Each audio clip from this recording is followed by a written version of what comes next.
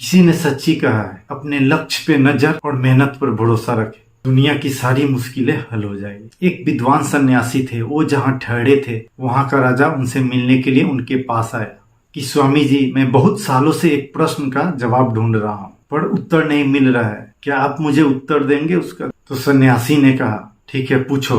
तो राजा ने कहा, मुझे ईश्वर से मिलना है, मैं ईश्वर से मिलना चाहता हूँ, मुझे उनके बारे में समझना नहीं है, मुझे सिर्फ उनसे मिलना है। सन्यासी ने कहा, ठीक है, तुम ईश्वर से अभी मिलना चाहते हो या थोड़ा देर ठहर कर, थोड़ा देर रुक कर?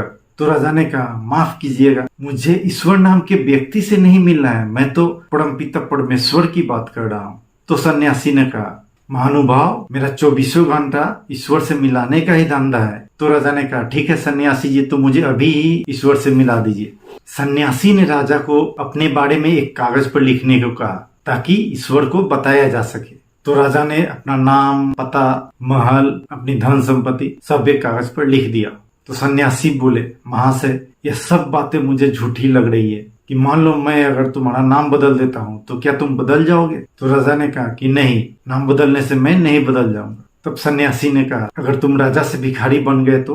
तब राजा ने कहा, मैं तो राजा हूँ, मैं राजा होकर भी वही रहूंगा और भिखारी होकर भी वही रहूंगा, क्योंकि राज्य, उम्र, धन, महल मेरी पहचान नहीं है। तो सन्यासी ने कहा, तो फिर तुम कौन हो? इस तरह की बातें करोगे, मैं तो भगवान के सामने झूठा बन जाऊंगा। तो राजा बोला, फिर मैं जानता ही नहीं कि मैं कौन हूँ, मुझे तो इन सब के होने के कारण ही अपना होना महसूस होता है।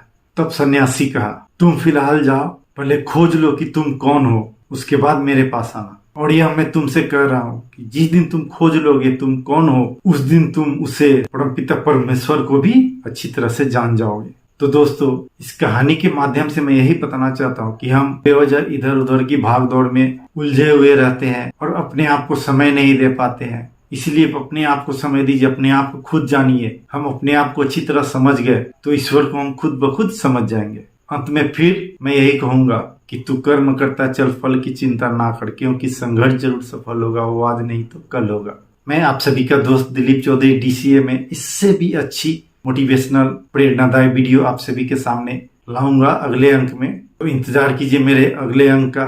मिलते हैं अगले अंक में। जय हिंद।